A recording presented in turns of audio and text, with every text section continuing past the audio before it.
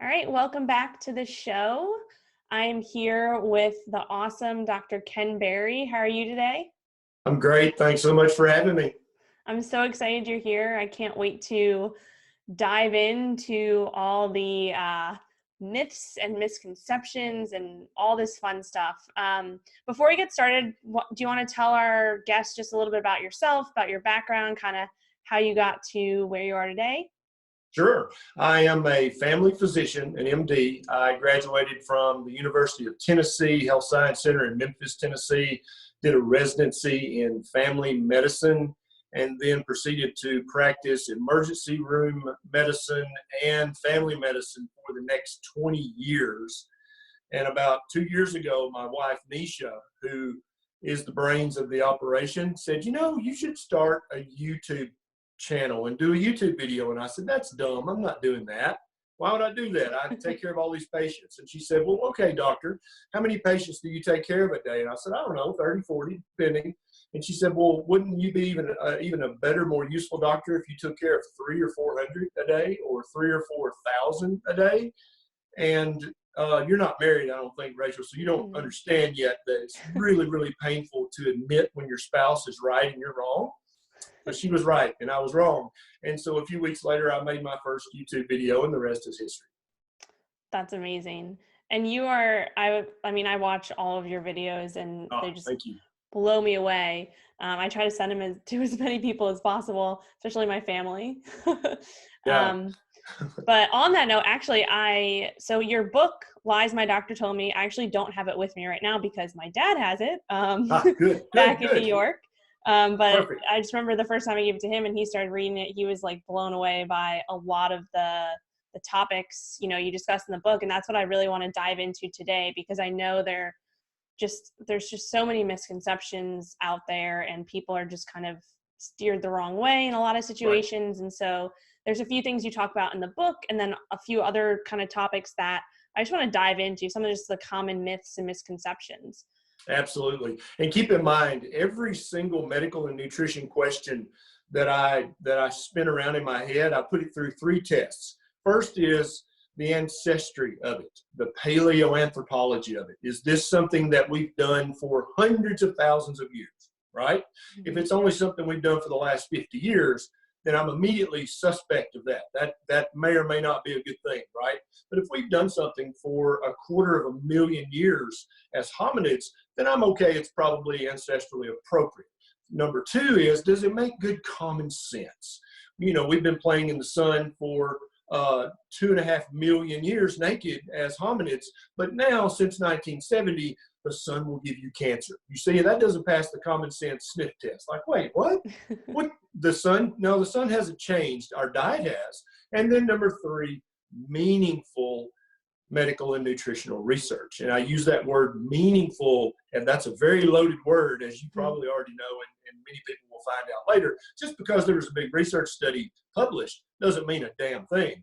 If it's not meaningfully done and well done and protected from the bias both of the researchers and from the participants, then it's worthless. It's actually worth less than nothing, because a flip of the coin would have given you a more reliable answer. I love it. I love it. And while we're on the topic of sun exposure, that's actually first on my list. Good. This is definitely something that I don't know myself much about. Like, I tried to dive into the research and I'm confused myself. So tell me the truth about sunscreen. So first of all, the ancestry of this, we have literally been playing naked in the sun since way before recorded history, right? Even before we were Homo sapiens sapien, we were running around on the savannah and on the plains naked. And we may have had, certain bits and pits covered, but everything else was exposed to the sun all day, every day. And we probably had vitamin D levels of 150 back then. And that's perfectly normal and natural, and actually probably a very good, healthy thing. So right off the bat, the ancestral connotations just don't make any sense with this. Then secondly, the common sense we've already talked about. Third, now let's look at the research. Virtually all of this research comes under 2 ways of doing this. First of all, they did some of this research on donated penis foreskins. And so when, after the OBGYN team, after we've been on call all night delivering babies, The next morning, post-call, yeah, that's right. We haven't slept all night. Then we perform all the circumcisions on the vaginal delivery births going home. That's right. And then, yeah, and exactly right. Yeah, it makes you a little nervous, right? And so a researcher, a dermatological researcher said, let's get all those foreskins. I want to do some experiments. And so this is dead human tissue. So at least it's human tissue. Give them that. But it's dead. And it's also part of the body that probably got covered sooner than any other part of the body, the groin, right? And so then they did some exposure to ultraviolet light, and they didn't look for the development of skin cancer. They looked for what they considered to be biochemical markers of a move or a progression towards skin cancer in that dead penis tissue. Does that make sense? And so at no point have they exposed human skin in the lab to lots of UV radiation and went, oh, look, there's a skin cancer. It just popped up. That's never, ever happened. The second way they do this is they do in vitro studies with a human culture. And they expose it, sometimes not even to UV radiation, but just to substances they think would be formed in the human body under under UV radiation. And then they look for, again, these markers that they interpret to be progression down kind of a malignant cancer pathway, and say, aha, look, this level of BR549 went up, therefore, you know, it was ultraviolet lights causing skin cancer. Problem with all that is that doesn't make any damn sense at all, right? Actually, people who live near the equator, where they get 2,000 or 3,000 times as much UV exposure as people who live in Norway, Sweden, Denmark, and the northern latitudes, they get less melanoma. Like I'm talking about laborers, manual workers that work outside with their shirt off all day, they have less melanoma at the equator than people who stay covered all the time do up in the northern latitudes. So that shoots it in the head right there. It's just dumb. But it did bring on a multi-million-dollar sunscreen industry. And I don't know, what is it up to now, Rachel, like SPF 150 or 200 or something? And so now, you know, you saw the recent research that actually the chemicals, after you apply this to your baby or your infant or your young child, the actual toxic chemicals from the sunscreen can be detected in the baby's blood minutes after you put it on their skin. And so applying these sunscreens without looking at the ingredients and making sure that it's a safe product can have dangers of its own. The only thing you're probably protecting your child from by putting sunscreen on them is vitamin D production, because when you're slathered in SPF 150, you can't make any vitamin D from the sun, and so your child winds up with a vitamin D deficiency unless you're supplementing or going out of your way to give them vitamin D rich foods, which is a challenge these days. Mm-hmm. So you're not really helping anything. Now, I don't believe any human being should ever get a sunburn. I think we should try hard to avoid sunburns, because that probably does damage the DNA in the cells of the dermis. I think that's true. Mm-hmm. So don't get a sunburn. Plus, sunburns hurt and they suck. So why would you want to get one, right? I think that's the reason they hurt, because that's your trigger. Hey, dummy, don't do that again. Yeah. I mean, it's like, I'm just blown away, because it's like everybody just thinks it's this, like, I grew up, you know, just you go out to the beach, you go to the pool, put sunscreen on. It's a habit, right? And you don't even think about what you're putting on your body. It's like, all right, let's slather up in these chemicals. And what is this? Like, do you think that has something to do with causing the cancer, or? Maybe cancers in other organs. I doubt that's causing skin cancer. What's causing skin cancer, almost without a doubt, is the food that we are eating. You know, Rachel, that every cell in our body, including the cells in our skin, every single cell has a cell membrane. And we don't have cell walls because we're not plants. We're mammals. We have only a cell membrane, and that cell membrane is made up of a phospholipid bilayer. It is made of fat and cholesterol, right? Mm-hmm. And so if the fats that you're feeding your child are canola oil, corn oil, soybean oil, right, and margarine, then the only fats that their body has access to are these high omega-6, low omega-3 ratio fats. They're building skin cells of inferior quality, because that's the building block you're giving them. And so how could you expect a cell to do anything but fail if you're building it out of half-assed material? Make sense? Then secondly, the inflammatory quality of the diet that most kids and young people and everybody eats in America and the modern world is full of sugar, whether it's added sugar or natural sugar, which raises your blood sugar, causes inflammation, and that raises your insulin. You have chronically hyperinsulinemic people out there. That also increases your inflammation. All this inflammation and sugar confuses your immune system. Probably right now, you and I both have a skin cancer cell on our skin somewhere, but our immune system is so calm and so wise and so intelligent and so strong, it immediately targets that. Ooh, there's a cell that's not okay. That cell's destroyed, and you, Rachel, never know you just had skin cancer right there for 1 second on your nose until your immune system took care of it. But if somebody is inflamed and miserable and sick, and their immune system has clouded vision from all the crap that we're putting in our body, it may not recognize that skin cancer and may let it grow, and it doubles and doubles and doubles. And then in a few weeks or a few months, you've got this crusty spot on your nose that just won't go away. You go to the dermatologist, and the dermatologist says, oh, you've got a skin cancer. I'm going to cut it out. And while they're cutting it out, they're lecturing you on sun exposure. You've been out in the sun too much. Oh my gosh. So and in the book, I don't know if you saw it, I challenged people to write an email. I gave them the email address of the two big dermatology societies in the United States. I said, send them an email and ask them, send me the research that proves that sun exposure causes skin cancer. And everybody who's told me, they're like, I either didn't get a reply at all, or they sent me some studies. And when I went through them, they were those damn dead foreskin meat studies. And I'm like, that doesn't prove anything. And so I'm afraid that the big dermatological societies are not very happy with me, because I don't know how many of those emails I've gotten, but I think they need to think about the advice they give people. It's your food. You're building your skin cells out of inferior material. They're going to fail soon. And some of that failure will be in the form of becoming a cancer. Yeah. I mean, that makes complete sense to me, at least. Well, while we're on the topic of food and cancer, another big topics out there is red meat, and that red meat causes cancer. So tell me about that. So we're going to and so I love what Carl Sagan once said. He said, if you come to me with an extraordinary claim, right? There's alien life, or there's whatever. And he was an astronomist. That's what he dealt with. But if this is a valid point to apply to all science, if you come at me with an extraordinary claim, red meat causes cancer, then you better have some extraordinary research to back that up. That everybody agree with that, right? That makes sense. Yeah, you can. And so if I came to you and said, oh, Rachel, you need to stop drinking water. Water is bad for you. You'd be like, you got any research to back that up?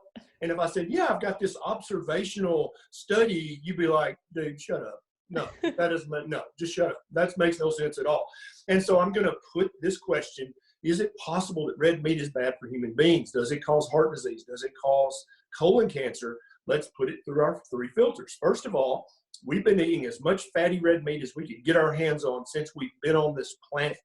And this is not even up for debate in the paleoanthropology community, because they can check something on bones, whether the bones are 2 weeks old or 2 million years old. They can check for carbon and nitrogen and strontium stable isotopes in what's left of the bone, in what's left of the teeth.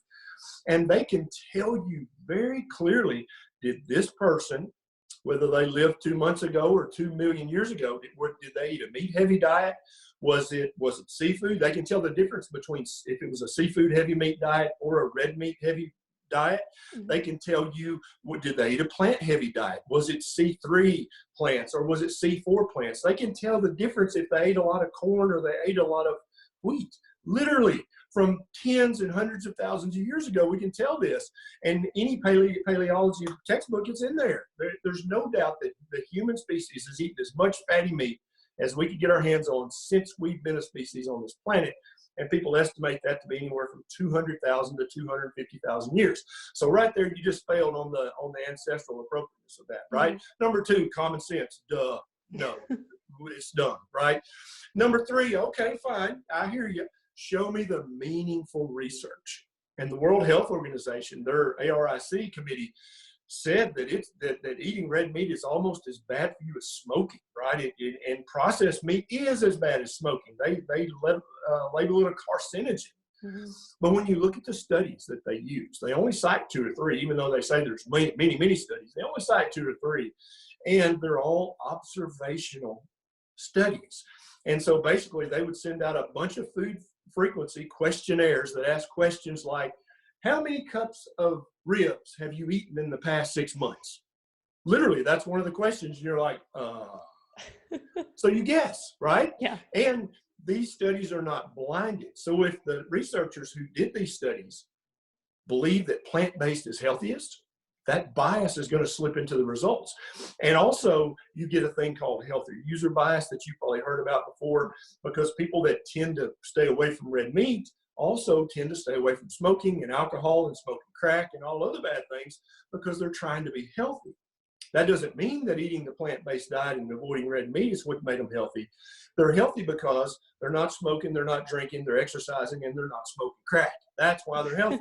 But you get that bias thrown in there. And then also people will lie. I don't know if you know this or not, but if you love bacon and you have bacon every morning for breakfast, and then this really skinny, obviously vegan researcher hands you a food frequency questionnaire and says, how many days a week do you eat bacon? You're going to be like, 2 to 3.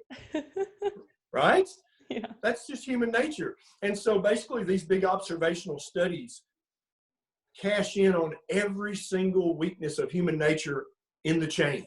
So you get the researcher's bias, you get the participants thinking, I better not say I drink, 10 drinks a day every day. I better not say that. I'm just going to say I drink 2 or 3.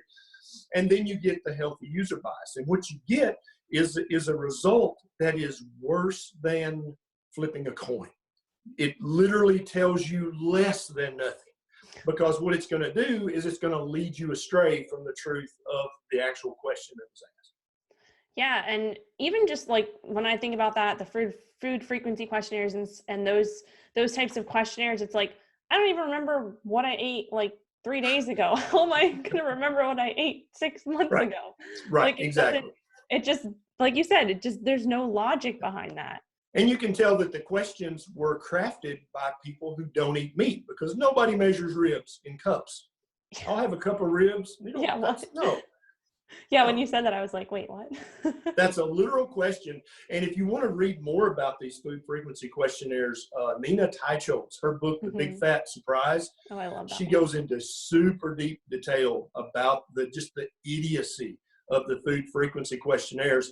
And the current chairman at the Harvard School of Public Health is Walter Willett. He made his career because he basically invented the food frequency questionnaire. And so that is the current state of nutrition research at Harvard. Yeah. Oh man, there's just some articles that I see come out and it's like Harvard right on the top. My dad actually sent me one like a few weeks ago, and it was from Harvard. And so because it's from Harvard, it has to be legit, right? Because it's Harvard, right? Yep. And it was I believe it was, I don't remember the exact study, but it was about keto, and they fed rats a keto diet for 6 days. And I don't even know, it was like a bad outcome, whatever. Yeah. And I was like, first of all, it's in rats. Second of all, it's 6 days. Right when you see that, just stop reading it. Yep. But because it's Harvard. Yep. And then the other thing they'll do in those rat studies is if you actually, because they won't put what is the actual diet you fed the rats. I want to know the breakdown of macros. I want to know the ingredients. The way they usually make a keto rat chow is they just add enough canola oil or corn oil to jack up the fat ratio so that they can and it's still full of sugar, still full of grains, it's still full of all the crap. And then they add more canola oil or more soybean oil to get the fat macro up. So it's literally, they made the chow worse. And surprise, surprise, the rats got sicker from it. Yeah.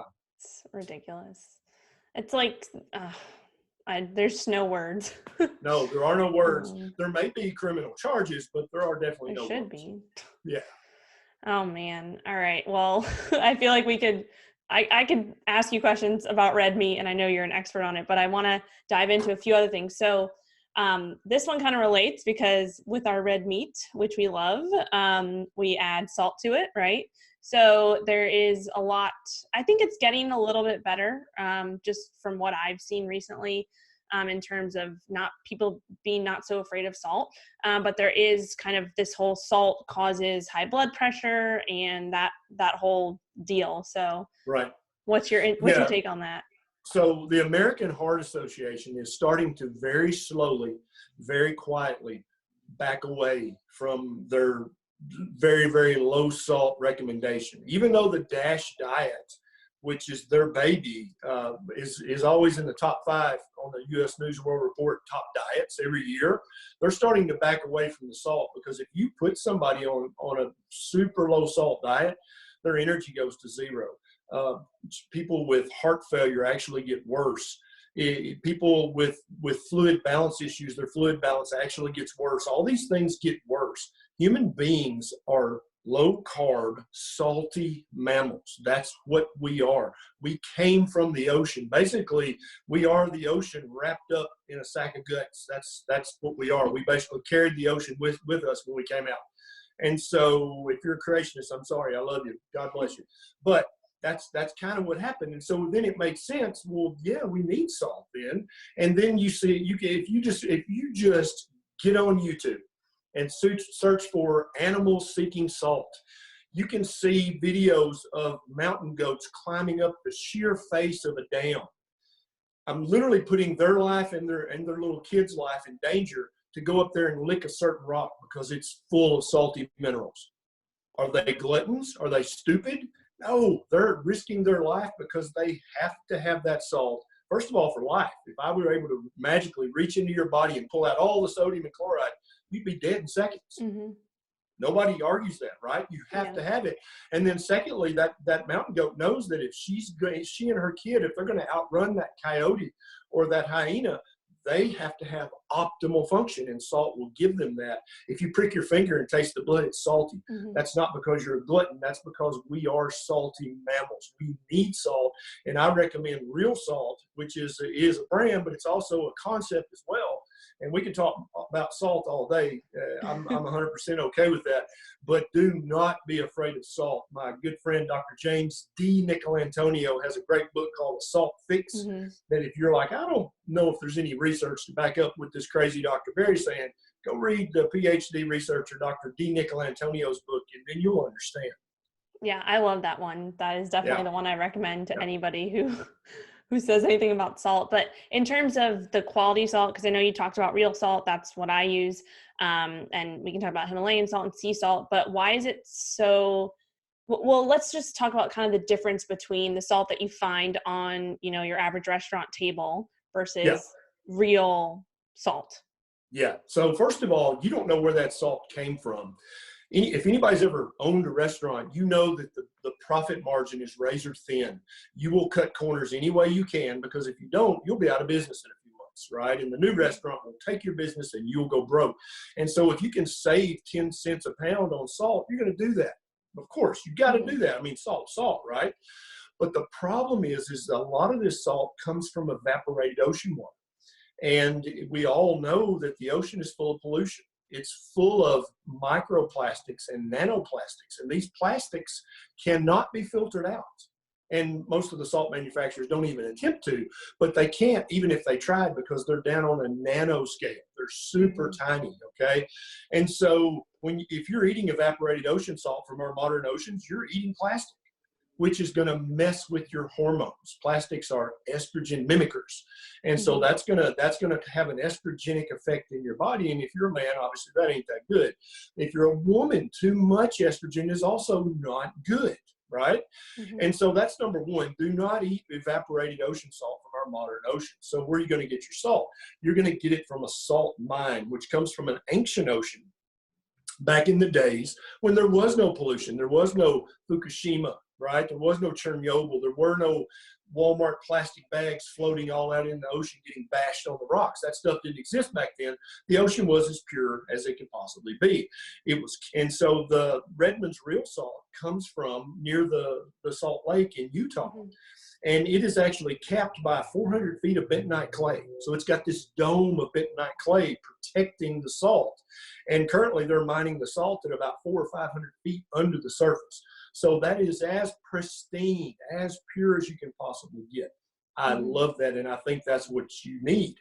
Real salt that comes like that from a mine has sodium and chloride, but it also has a little magnesium, a little potassium, and a host of other micro minerals in small amounts, no doubt, but still they're there. And you may not be getting those at all from your crappy American diet, so you need those. And then the final thing that I would say about salt is you want to buy a local salt, because contrary to what the vegans on Twitter believe, I love our planet. I love Earth, and I want to keep it beautiful, and I want to keep it sustainable, and I want to keep it going for my great-grandchildren and further.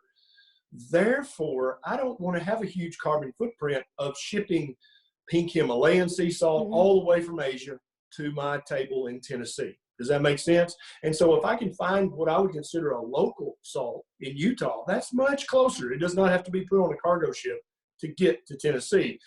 I suggest you use a local salt. And so if you live in Europe or Asia, that would be Himalayan sea salt, right? That is mined from under the Himalayas. Now, with one final caveat, a lot of less than ethical salt manufacturers will evaporate sea salt and then put some pink food coloring in it and call it pink Himalayan sea salt. That's been exposed several times. And then there was a recent article that out of 100 samples of like commercial grade salt, 80 or 90 of them contain the microplastics and nanoplastics I'm talking about.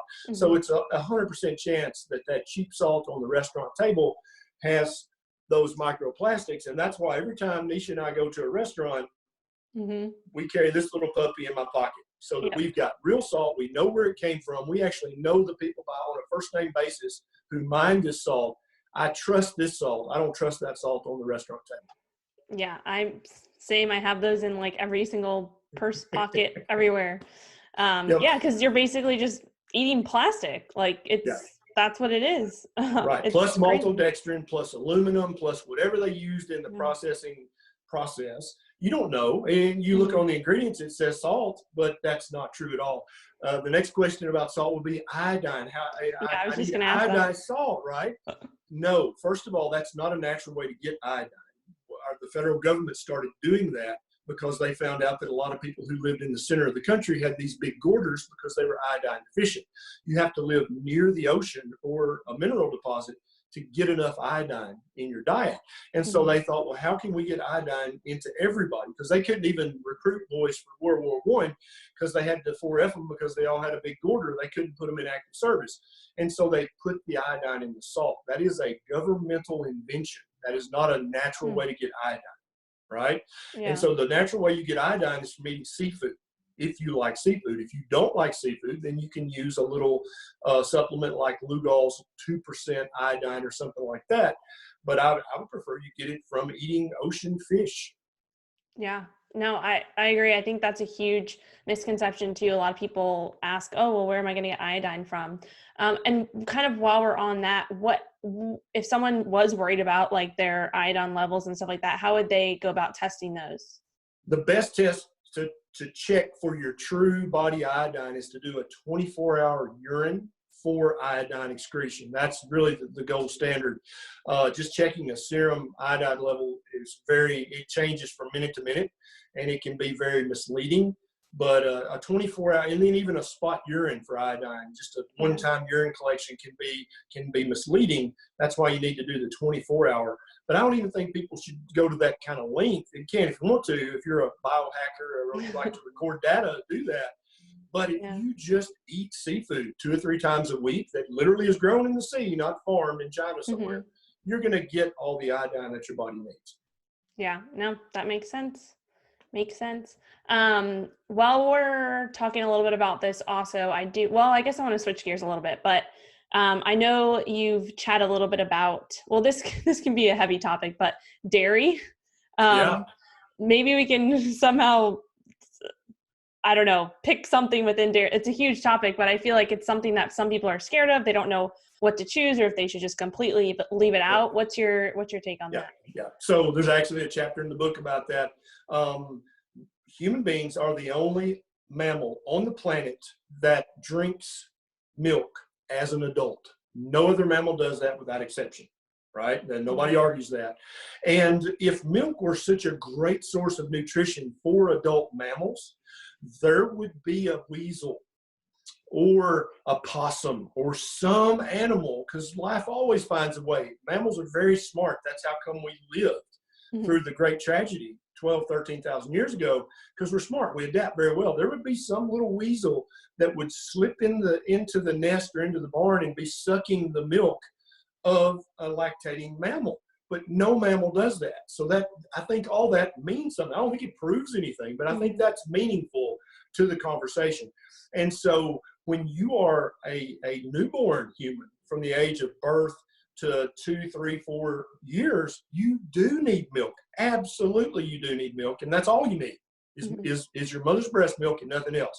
If your mother can't make milk, then get breast milk from a neighbor. That used to be very common. Now it's frowned on in modern society, but that needs to come back. That needs to be a thing. Your baby never needs formula that comes in a can. That is junk food for babies. It is not good. It leads to metabolic disease later down the road. And so with that being said, then the common sense. Well, if no other mammal does it, then are we really that smart for doing it? Then thirdly, why do mother mammals make milk for their baby? They make that milk so that that baby, which was born relatively helpless, right, can grow and gain weight as quickly as is possible. Milk will help you do that. And so if you want to gain lots of fat, drink lots of milk, and preferably skim milk. That will really help you fatten up very quickly. But if your health goal is not to gain a lot of fat, then I would probably avoid all dairy, with the possible exception of the very fattiest parts of dairy, like heavy cream, butter, ghee, something like that. Because in reality, what's causing you to put on the weight, the fat, if you drink milk, is the milk sugar, the lactose, right? It breaks down into glucose and galactose, both of which spike your insulin response and make you store fat. That's not open. Any physiologist will say, yep, that's exactly what they do. That's what they're for. And then the proteins in dairy, whether homogenized, whether pasteurized or not, even raw milk. And I do think raw milk is less bad than grocery store milk. I do believe that, but that just because something's less bad, that don't make it good, right? Okay, so if you're gonna drink just regular milk, please drink raw milk that's been collected and stored properly. But the proteins in milk can be inflammatory for people. It's, first of all, not human milk. It's from another species, and it's tailor-made for baby cows, and you ain't one of them. So that's probably, it's not right for you. If you wanted to buy breast milk on the black market and drink that, I guess that's fine, but it's a little weird. But that would probably be less bad than drinking cow's milk. Does that make sense? Because at least it is formulated for your species. But so many people say, well, I don't think dairy bothers me at all, as they scratch their eczema.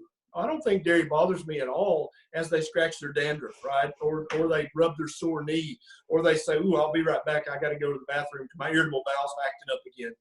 And they don't see that because there's a different thing. Yeah, a lot of people are lactose intolerant, no doubt. Over half the humans on the planet are lactose intolerant. It's not weird to be lactose intolerant. That's normal. As an adult. Now, as a baby, you have the enzyme, you can digest it just fine.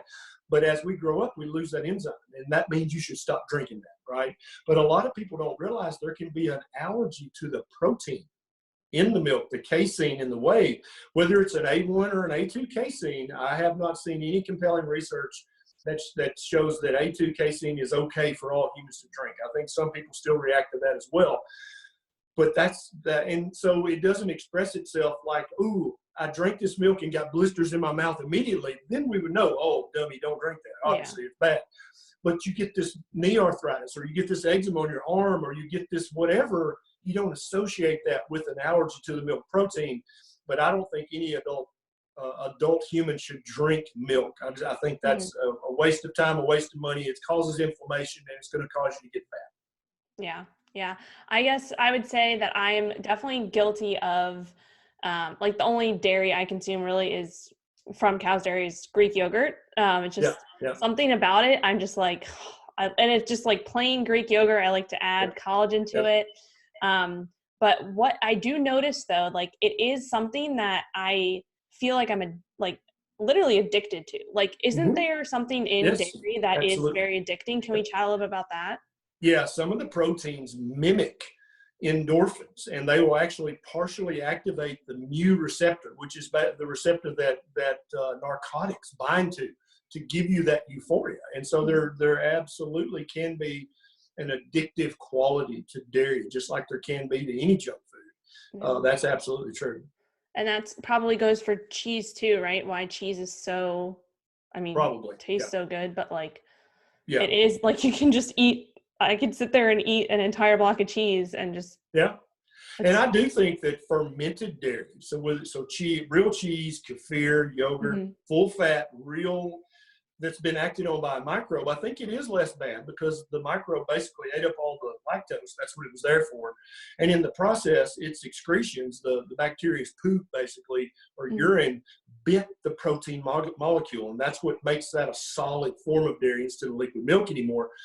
And I do think that makes the proteins less inflammatory for many people, but I still think they're partially inflammatory. And I did a dairy-free month just to see, and I still ate butter, but everything else I avoided.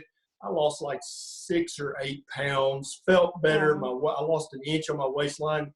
That was just inflammation. That was just inflammatory fluid I was holding from that very low kind of smoldering inflammation that I was getting from the cheese. And I love Greek yogurt too, but that'll make me fat. I can't do it. Yeah, that's definitely something. I did a dairy-free month. Well, it was a few weeks, but I definitely noticed less bloat and things like that. And whenever I'm feeling, Rachel, as long as you're in touch with your addiction and you know what it is, I think it's fine, because one day you'll act on it. Yeah. And I have, and I know, like, when I cut it out for periods of time, because I'm like, it's been like, literally I'll have like a cup in the morning, and then I'm like, oh man, the Greek yogurt's in the fridge. Like, why don't I just finish that off? So there are definitely, it's like, there's definitely periods of time where I'm like, no Greek yogurt, no, don't keep this in the house. I do try to avoid cheese, like cow's cheese, as much as I can. The only kind of cheese, I don't really eat cheese on a regular basis, but for like my clients and stuff like that I recommend, I tell them to opt for like goat cheese and feta. And that's usually what I consume as well. Would you say that's a better option? I think it's a less bad option, because goat's milk and sheep's milk are A2 caseins. And so they're probably a little less inflammatory for most people, but that doesn't make them good. It just makes them a little less bad. And as long as we're clear on our language, then I think we agree on that. Yeah. Nope. I like how you said that. Cool. Okay. So let's see. I feel like those are all my food questions. So I want to switch gears a little bit to more of we talked a little bit, you mentioned a little bit about estrogen and hormones and things like that. I do get this, I actually got this question, I think it was like 2 days ago. I wasn't really a question, but mostly some of the clients that I work with, they suffer from, hypothyroidism. And I have some people coming to me who, they're like, my doctor told me I can't lose fat because, my thyroid's acting up. I have hypothyroidism. I don't know what to do. What's your opinion / what have you seen in your work with people who struggle to lose fat, lose weight, and they're suffering from something like this?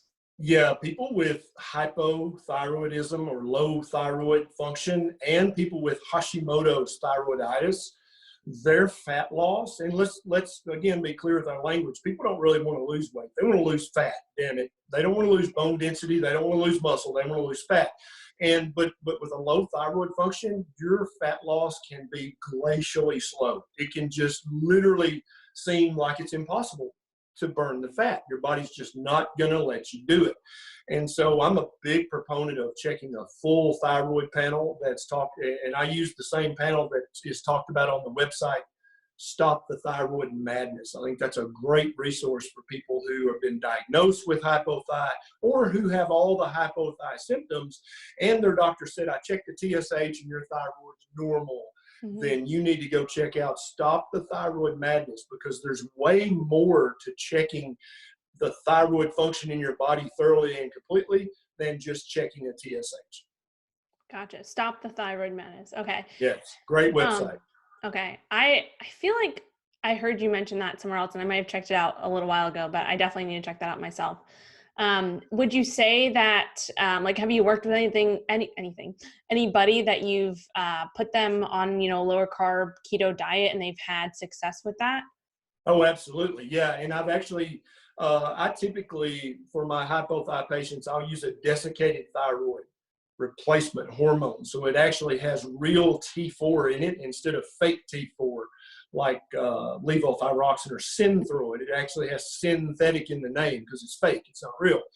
But the desiccated thyroid hormone replacements have real T4 and they also have real T3. Right. Okay. And so the Synthroid only has fake T4. That's all it has. And so if you have a T4 to T3 conversion problem, you're still going to be hypothyroid, even if the doctor checks your TSH and checks the free T4 and says, nope, everything looks great. If you're not converting T4, which is the storage form of the thyroid hormone, into T3, which is the active form that actually has a receptor out on your cells in your body, you're still hypothyroid. Even though your doctor fixed your numbers, your doctor did not fix you. And eating low carb, eating keto, eating carnivore absolutely will help people with hypothyroidism, especially if they have an autoimmune component.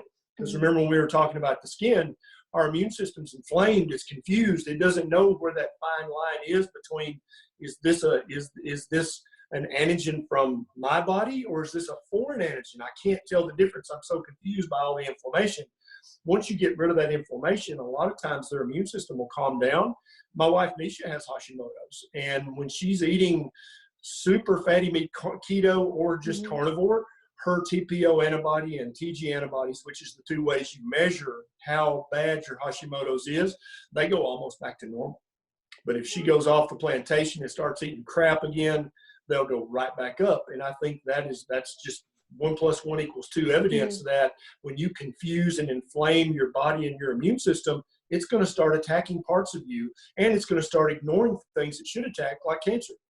Yeah. Yeah. And so it all really comes back to the whole inflammation, right? I feel like that's the underlying root cause of so many of these issues that we're all facing. Chronic inflammation and chronic hyperinsulinemia. Those are the cause of virtually every chronic disease in humans at the moment. Yeah, that's crazy.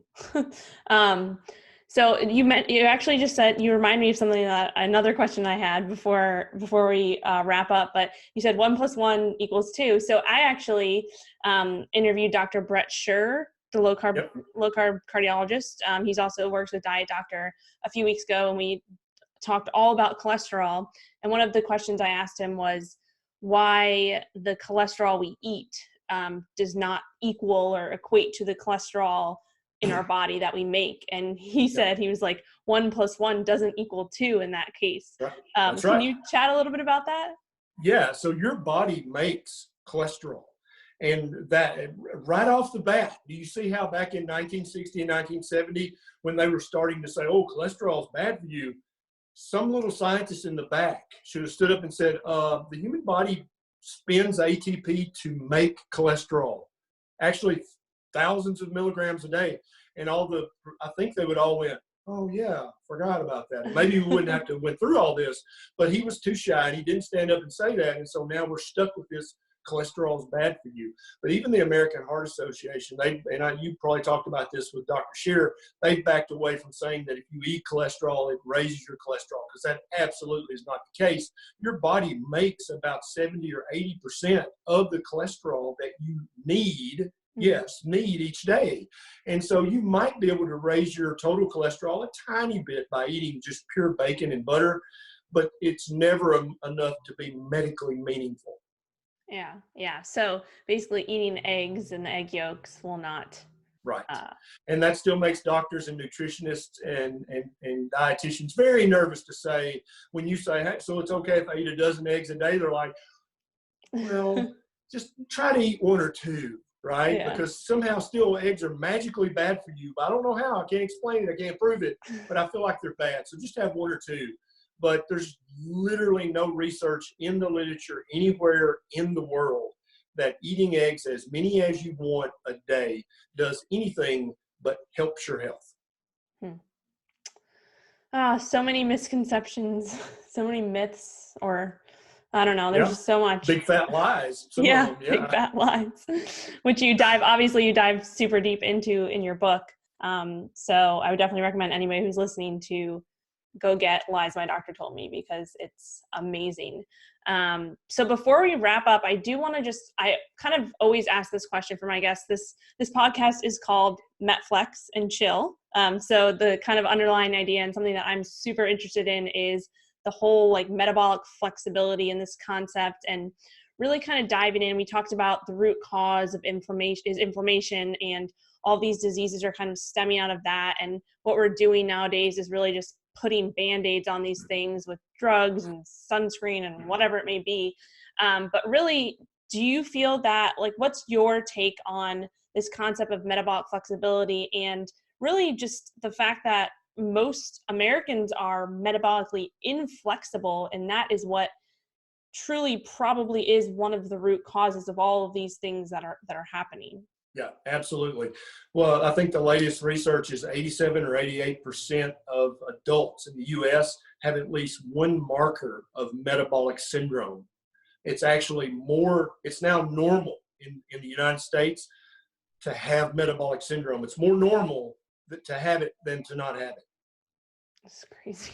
Let that sink in a second, right? That's ridiculous. And that is a direct result of the diet we've been told to eat for the last 50, 60 years. So metabolic flexibility, it seems very confusing to some people, but what you got to do is go back to the very beginning and the root, and also look at your paradigm.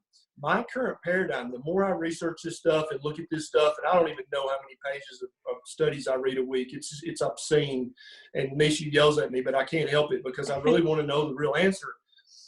It looks to me like that human beings are low-carb, salty animals. We are mammals that lived on fatty meat, and we got salt from the blood, from the organs, and then from minerals we found, here and there. But we are by default a low-carb mammal. Now we're like a raccoon or a possum. If all we got to eat is jelly donuts, we can eat those, and we're not going to die from poisoning. Mm-hmm. Oh, you know what I'm saying? We can live for years on jelly donuts and Pepsi. But that does not mean that's healthy. That does not mean that's good. That does not mean that's part of the proper human diet. But I really believe that human beings are a low-carb mammal who has spent the majority of our time on this planet burning fat and ketones for fuel.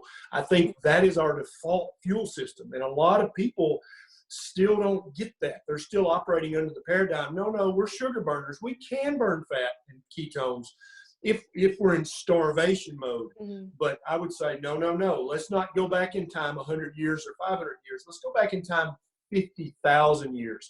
If we were able to magically travel back then and check urine ketones on 100 people running around naked in the sun, every single one of them would be in ketosis. Bet you any amount. Does that make sense? Yeah. We are by definition low-carb mammals. We are by definition supposed to burn fat as fuel.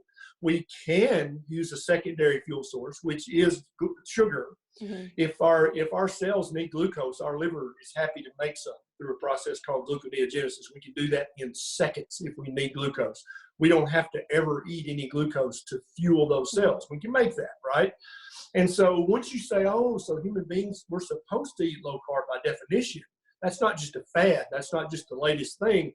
That's actually in our genes. Yes, exactly. And so it's my theory, it's not proven, that human beings are supposed to be in ketosis, and we're in ketosis for the majority of our time on this planet. Only in the last 100 years or so, when we learned how to grind up wheat and other grains and make cake and pie and bread and all that stuff, did we say, okay, I'm eating so much of the carbs, I'm going to have to shift over and burn this, or I'm going to get fatty liver and die in a week. And so our body, it's almost like, you know how the liver stops everything if you drink alcohol. Mm-hmm. The alcohol has metabolic priority. We've got to get that out because it's poison, right? What's the next thing on the metabolic priority? Sugar. Absolutely. And so if you if you go out and eat a bunch of birthday cake, your body's like, oh shit, we got to get this out of the system as quickly as possible. We got to turn it into fat and either burn it for fuel or shove it in your booty or on your love handles or in your liver. We got to get rid of the sugar because it's toxic. And I really feel like the human body looks at high levels of sugar like that as a toxin. Why else would it raise the insulin level to also a toxic level, trying to get rid of the sugar? Yeah. And I mean, it's something that That's something that I'm just super passionate about diving into too. It's like I have kind of been in this keto world for the last 5 years and experimented with all different things for myself and with different clients.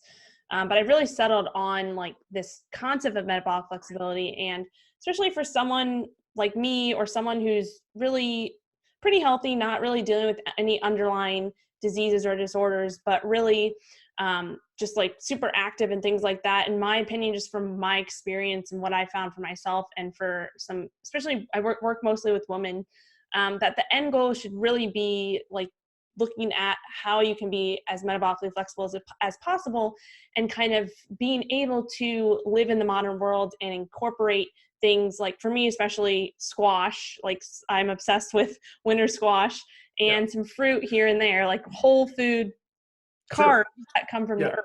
Yeah. And if you're going to eat a carb, I think it should absolutely be a whole, real, one ingredient carb. 100% agree. If you're going to eat a carb. Yeah, for sure. Yeah. All right. Well, I feel like you answered all of my questions. I do have last question is obviously after someone has listened to this episode, there's probably like so many things running through their head right now. What would your advice be if there's someone listening to this and they're like, oh crap, like I need to go make an appointment in my doctor's office and ask them all these questions? Where should they start? Because there's just so much. Where would you, like, what would your advice be? So the first thing I would advise is do not blindly believe a word that I've said. Don't blindly believe Rachel. Don't blindly believe your doctor. We are so confused as a species right now about what we should and shouldn't eat, what's good, what's bad. We literally are all fumbling around in the dark. Now, I personally believe that the keto, low-carb, banting, carnivore community has just about figured out what the proper human diet spectrum should look like. I really think that's where it's at. But that's my opinion. I don't have any objective randomized proof of that, right? And neither does the other side when they say you should eat lots of whole grains and lots of fruit. They have no objective proof either. So it's all opinion. So what you got to do is, if you've been eating high carb your whole life, more than likely, why don't you try 3 months of low carb? Why don't you try 3 months of keto? Nothing bad's going to happen in 3 months. You're not going to cause a heart attack in 3 months. At the end of that 3 months, what I predict will happen is you'll feel better than you felt in probably a decade or more. That's your body telling you something. And then I just made a YouTube video today about the 9 skin conditions that get better with keto, right? And so when people say, well, I went on keto to lose weight, and what they meant was to lose fat, but they say to lose weight. And my eczema is like 95% better. Is that weird? And I'm like, no, that ain't weird. No, because you're poisoning yourself with that other crap. The poisoning was manifesting in you as eczema. Other people say, I used to be so foggy I couldn't think straight, and now on keto or carnivore, it's like my brain is crystal clear. Is that weird? I'm like, no, that's not weird. You stop poisoning your brain with too many carbs. And so listen to your body. Do a 1 month, do a 3 month, while you're learning, while you're watching YouTube videos, while you're, reading articles, while you're listening to your doctor. And I do want you to go and have a meaningful conversation with your doctor.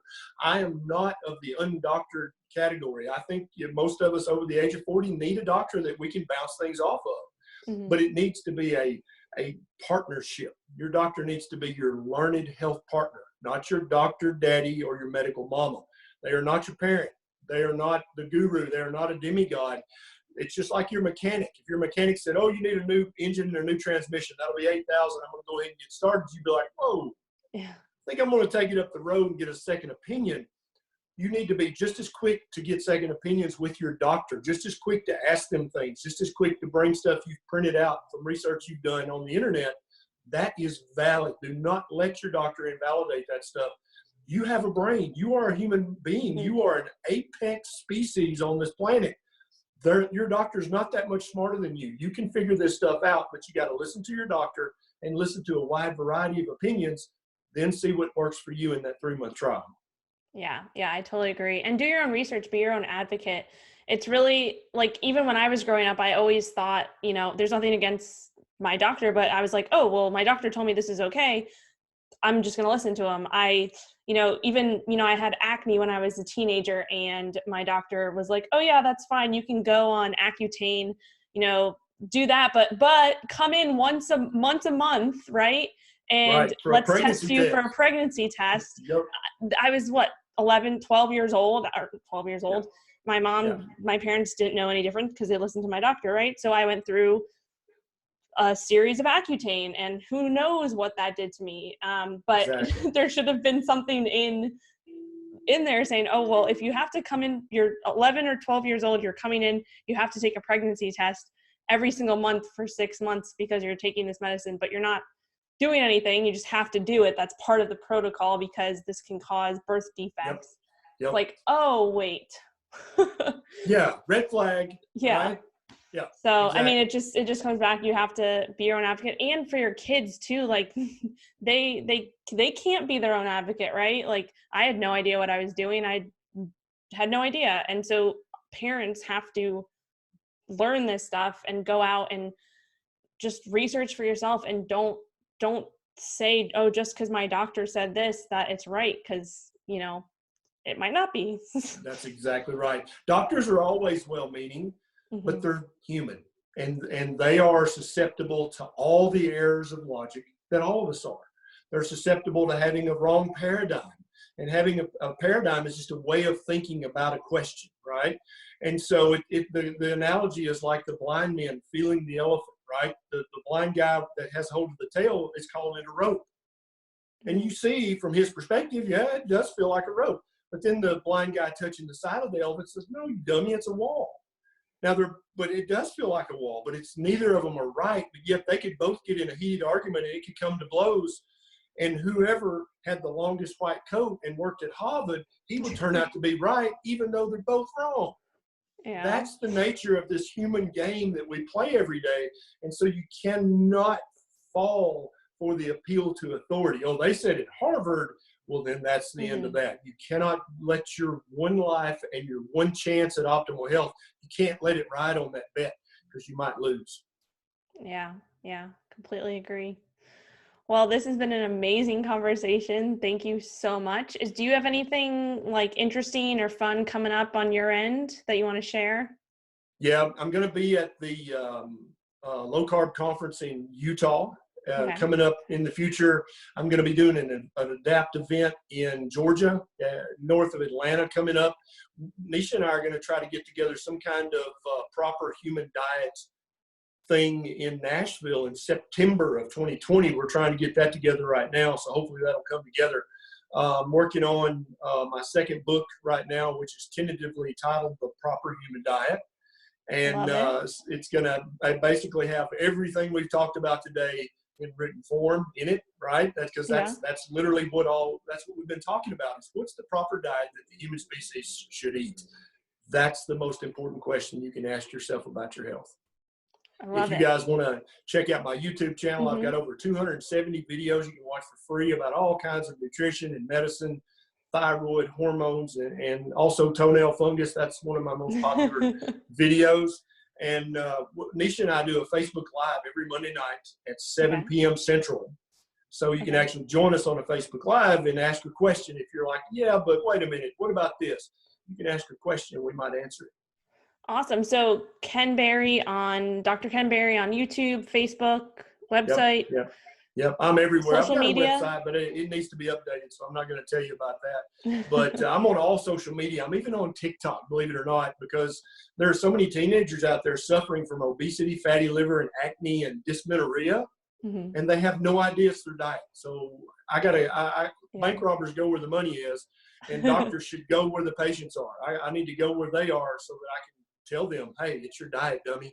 Yeah. And didn't your daughter just start a YouTube channel too? I saw. She did. Yeah. She went keto 6 months ago, and the change in her, Rachel, has been. I might cry, okay, because I never imagined that she could be as ebullient and as happy and she's planning for the future, and she's doing all these things, whereas before she was just this dark, moody asshole teenage girl. You know what I'm saying? Yeah. And so I'm so proud of her for doing that. And I'm not egging her on to do any of this. She's doing it of her own volition, of her own motivation, of which she used to have none. Now it's like she's just made of motivation, and she's got all these plans for the future, and it's her diet. Her diet was poisoning her, and she had no idea. That's amazing. Yeah, I watched some of her videos, and she seems so confident, and That's awesome. And let me tell you, a year ago, if you knew her then, you would not recognize the young lady that's on YouTube right now. They did not resemble at all. Body size, personality, any of that, you would not have recognized her from a year ago. And it's really an amazing transformation. So thanks for watching those. You should comment on one of her videos and freak her out. Okay, I definitely will. What's her channel so anybody listening can check it out? I think if you just search Morganberry Keto, you'll find her. She didn't have enough followers yet to be able to get a vanity handle. So she's got the letters and numbers, but Morganberry Keto. Yeah, she'll get there. Sweet. Awesome. All right. Well, thank you so much for coming on. And there's so much value in this episode. I think our listeners are going to be amazed and love it. So I really appreciate your time.